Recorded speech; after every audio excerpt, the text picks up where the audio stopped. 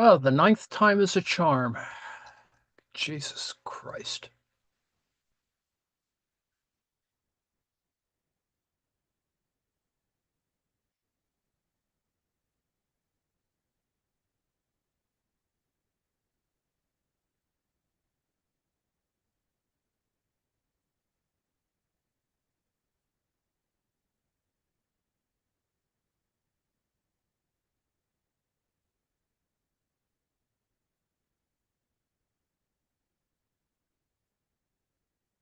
Okay.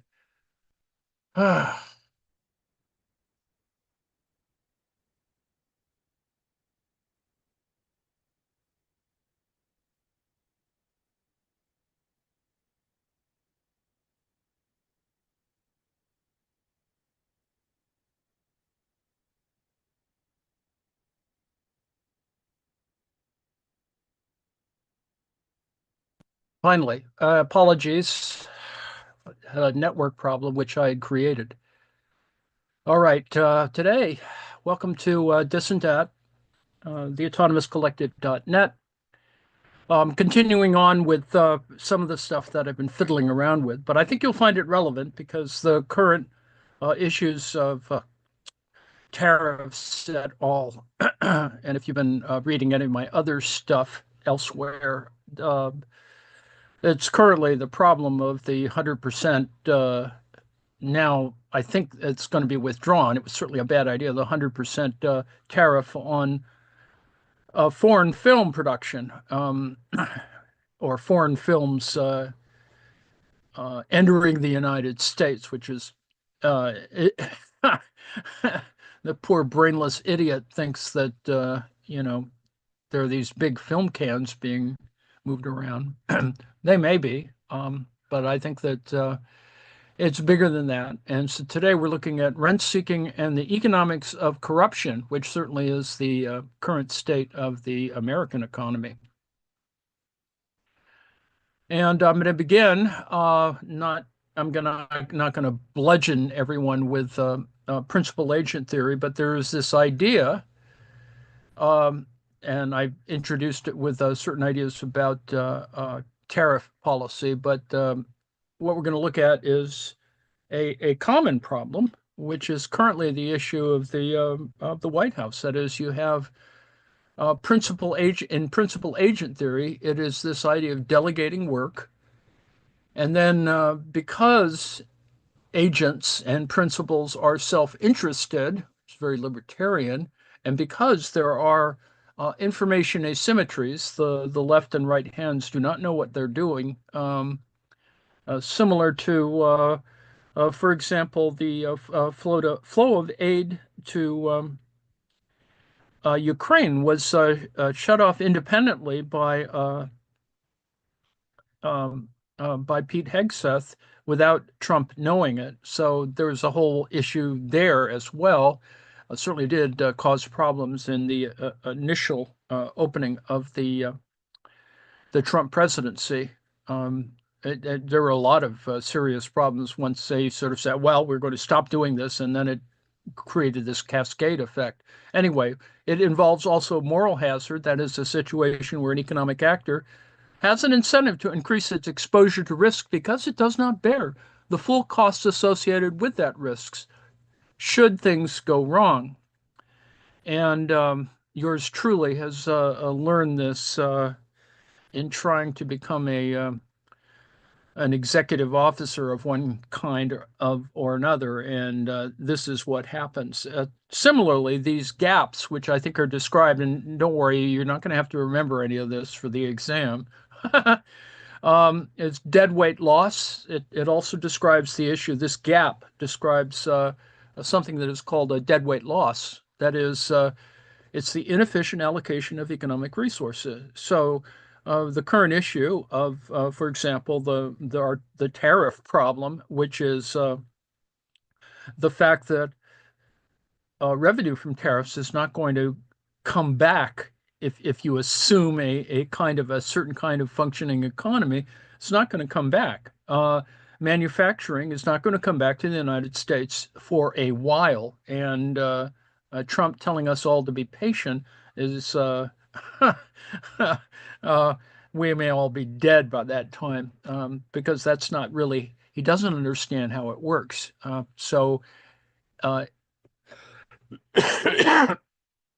he is indeed a dead weight loss, and some of the dead weight is between his ears. And I won't go at great length about, there are different kinds of ways in which you talk about um, certain types of surpluses, which are represented by tariffs. And this is at a Harburger triangle, which it's not really a triangle. It's describing a mathematical area under a curve. So essentially, you're looking at certain ways of it's still about math, but they all describe inefficiencies, which comes from uh, rent seeking or corruption and or corruption. Now, one can posit that there could be a perfect economy uh, at either end, but the reality is quite corrupt or quite irregular or irrational. And so that by positing this in a mathematical way, it is gets ignored in the original formulation of this. For example, Gordon Tullock, it uh, approached the idea because no one had been paying attention to it before. And, a little while later on, he gets his Nobel Prize. Oh, yes, I know it's not really a Nobel Prize, but anyway, he got one. Um, Contestable rents of this type encourage unproductive use of real resources in seeking the rents. And so it's a big problem. There's a table that will come up in the article that talks about the taxonomy of influence seeking activities and talks about pure versus impure corruption. And these are kind of extremes. And the fact of the matter is that you never achieve pure rent seeking as much as the libertarians would love to see that happen. The reality, of course, is that, but there is no pure form of an impure rent seeking, um, or pure corruption. Although, if you're a cynic, of course, you could assume in a very libertarian type way that it's very solipsistic. That everybody is greedy, everybody is looking for stuff, and in our current situation, the White House wants bribes. I mean, that's essentially what he's doing. I think that's why he was meeting with the Canadian Prime Minister today is not only to discuss the problem that this will create for the film industry between Canada and the United States, among many, many other things, but it is this with or without transaction costs. And there are transaction costs. I mean, stuff that goes over borders. And that's going to be the big problem. And it is, yes, there's a lot of math, but the reality is, of course, is it contestable bribery? uh, or is it simply advocacy or argumentation? And that's the kind of choices that you're kind of confronted with, particularly at an international trade level. So, anyway, the article or the paper today is Rent Seeking and the Economics of Corruption um, by Toke. The paper studies the influence of Tullock, Gordon Tullock, and the rent seeking literature more generally on the study of corruption. The theoretical corruption literature, with its emphasis on principal agent relationships within government and rent creation by corruption politicians, has largely, but not entirely, overlooked that contestable rents encourage unproductive use of real resources in seeking these rents.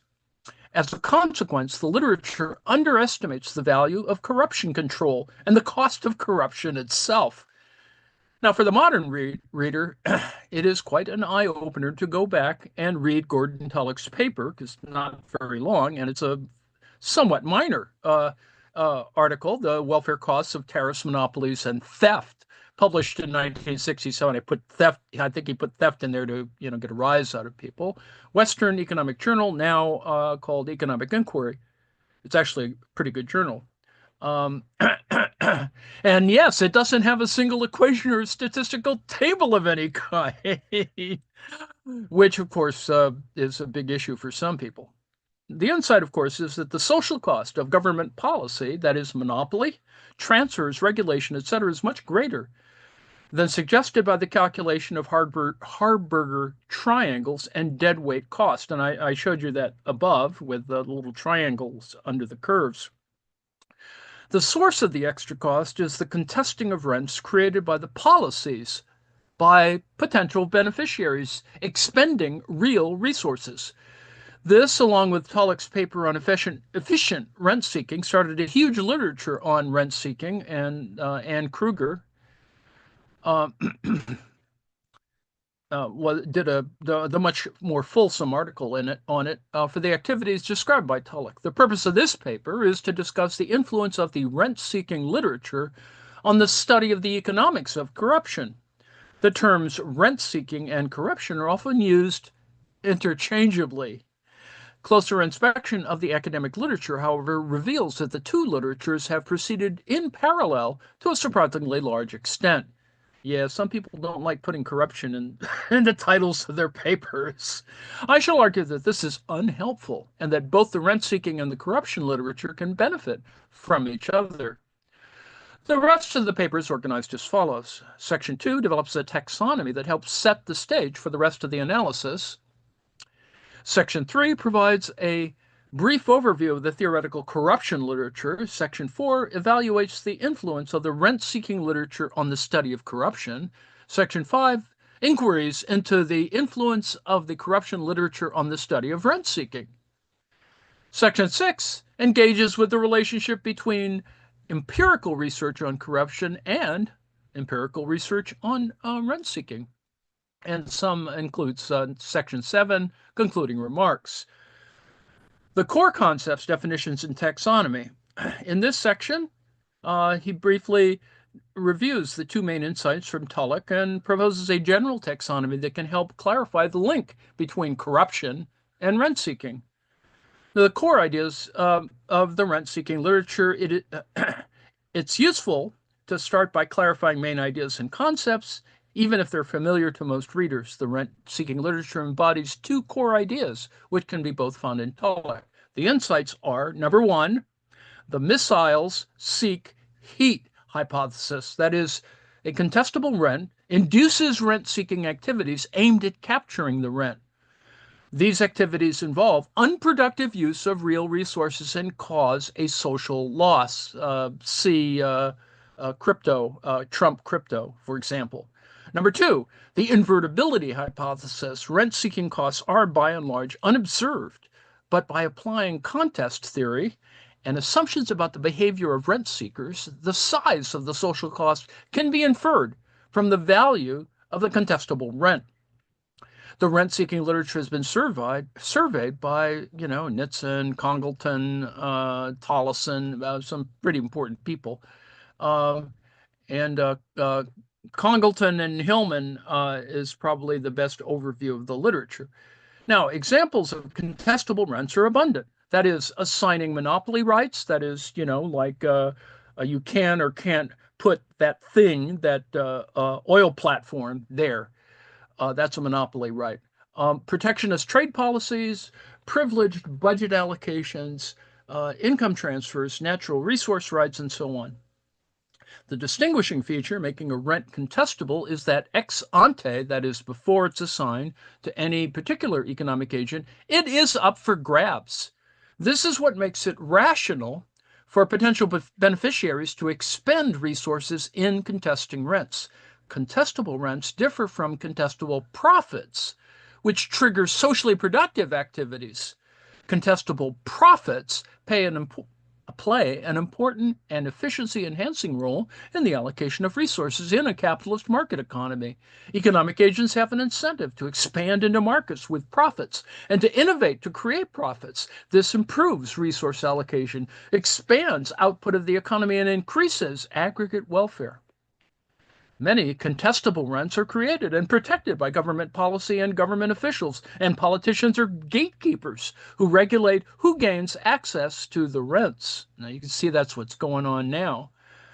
This is what Tulloch had in mind. Now, in this case, economic agents cannot contest the rent by shifting resources directly into production of the underlying good or service. Instead, they're motivated to invest time, effort, and other real resources to engage in rent-seeking activities in attempts to secure either the initial assignment of the right to the rent or in ousting others from their position of privilege. So you see, there's kind of first mover problem that's built in some of these things, and of course, it also engages in sort of you could say that this is how pump and dump operations work, etc.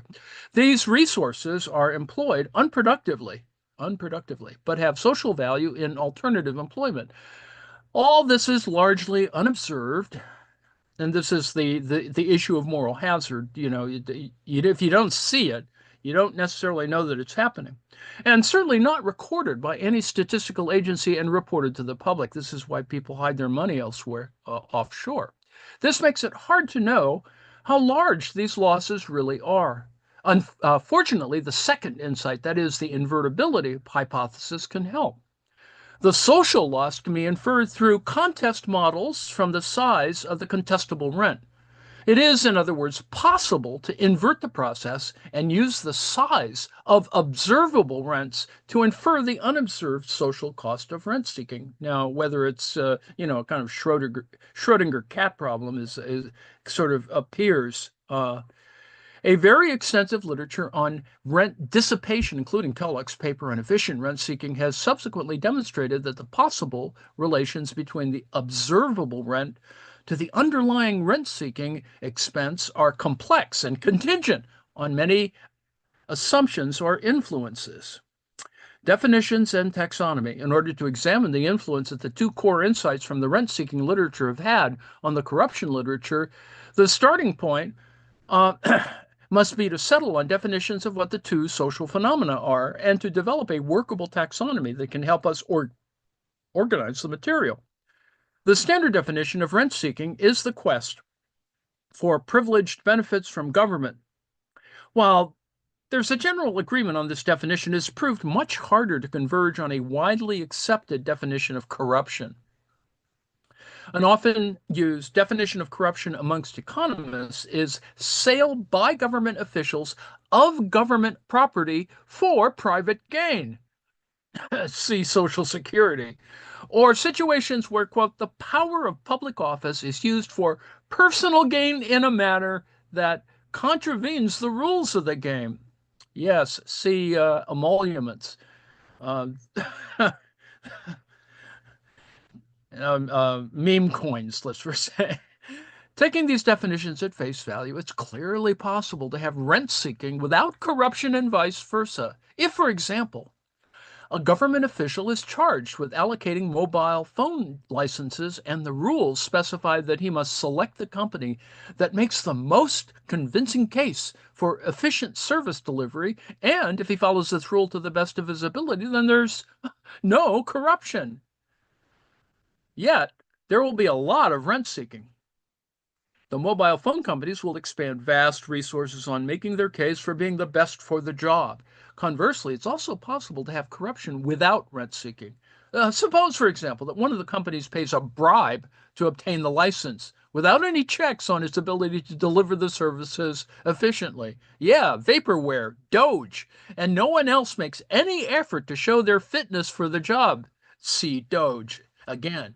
Or air traffic controllers. Then we clearly have a situation of corruption, but without any real resources have been used unproductively in rent-seeking activities. You could argue that, but I think the proof's in the pudding these days.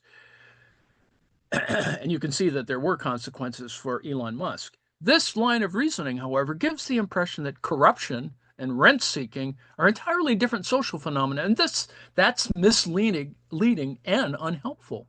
But you can see how that operates in antitrust literature, for example. The problem is that the definition of corruption used in the economics literature is too narrow. it's more fruitful, as suggested by Lambsdorff, to employ a broader definition. Thus, let me define corruption as a special means by which private agents may seek to pursue their interest in competition for preferential treatment by government officials or politicians, and where the means, quote unquote, are valued by the recipient. The primary example of a special means is a bribe, a monetary payment in return for preferential treatment. Gee, is that or is that not happening currently? The use of personal contacts, favoritism, according to the principle, you help me and I will help you, scratching each other's backs, I suppose, is another example. This definition, alongside the definition of rent seeking itself, highlights an important consideration. It matters a lot from a social point of view if the means of seeking preferential treatment involves the outputs or income from the production process, or if it involves the direct use of factors of production. Now, in the first case, the available factors of production are employed to produce output and generate income to the factor owners. For example, the economy is on the production frontier, maybe on a second best frontier, but nonetheless on the frontier. Some of the income thus generated may be used to seek rents and preferential treatment. Now, this is the situation envisaged by much of the corruption literature. In the second case, factors of production, for example, labor, which could have been employed in production of output, are deployed in the process of seeking rents. People who could become entrepreneurs become lobbyists. See Washington, D.C. As a consequence, the economy produces below its production frontier, and output and income is lost. Yes, a lot of money is thrown. And of course, the obvious thing is to make lobbyists politicians, actual members of the government, which is the problematic thing that occurs now in the cabinet. This is the situation envisaged by the rent-seeking literature, which is concerned with the efficiency losses due to unproductive use of resources in the quest for rents. Using the definitions, corruption and rent-seeking can be combined as instances of influence-seeking activities. See Congress. Such activities can be distinguished along two dimensions: whether the gatekeeper who assigns the rent benefits from the influence-seeking activities, and whether the influence-seeking activity involves a transfer of income, see bribe, or unproductive use of resources. This gives rise to the 2x2 taxonomy in Table 1A and the illustrative examples in Table 1B. So you can see A and B, Table 1, and I showed that at the top end. According to this taxonomy, pure corruption refers to the case where competition for preferential treatment is such that the gatekeeper benefits from the influence-seeking expenses and activities in the way of a costless income transfer from the beneficiary to the gatekeeper, see Doge and SpaceX. Pure rent seeking refers to the situation in which competition for preferential treatment is such that the gatekeeper does not benefit from the influence-seeking expenses activities which represent unproductive use of factors of production. The case of impure corruption emerges if the income transfer is associated with a transaction cost such that the value of the income transfer to the gatekeeper is lower than the cost to those paying the transfer. See the diminished sales of Tesla in Europe. Impure rent seeking emerges if the unproductive use of factors of production and seeking influence may, in fact, benefit the gatekeeper.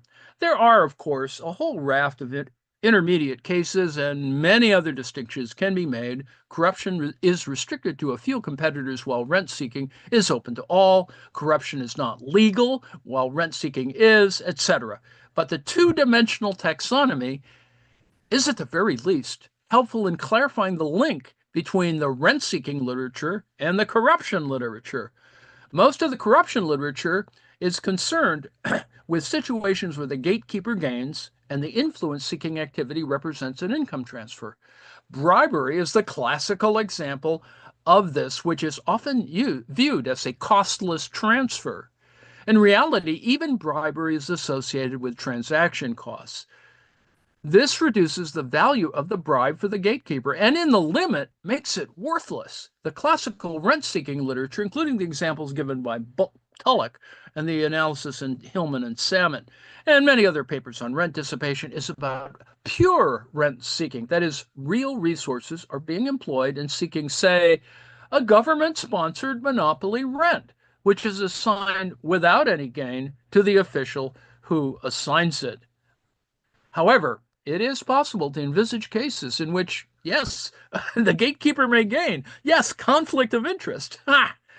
The literature on contest design, for example, engages with the possibility that the rent-seeking expense is, in fact, valued by the government official who assigns the underlying rent. Gee, this leads to what I call contestable bribery in Table 1B. I've repeated the table there.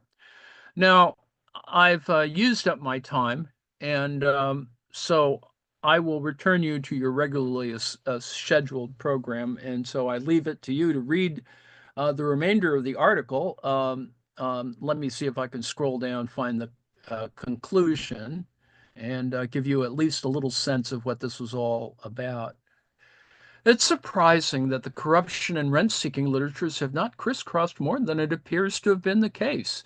After all, they're both concerned with what I've called influence-seeking activities, and there's clearly scope for fruitful cross-fertilization. The corruption literature, both the branch that focuses on principal-agent relationships within government and the branch that focuses on Leviathan-type governments, see authoritarianism, has largely ignored the missiles seek heat hypothesis of rent seeking, i.e., the notion that the presence of contestable rents elicits socially costly activities aimed at winning the rents. The consequences of this are twofold.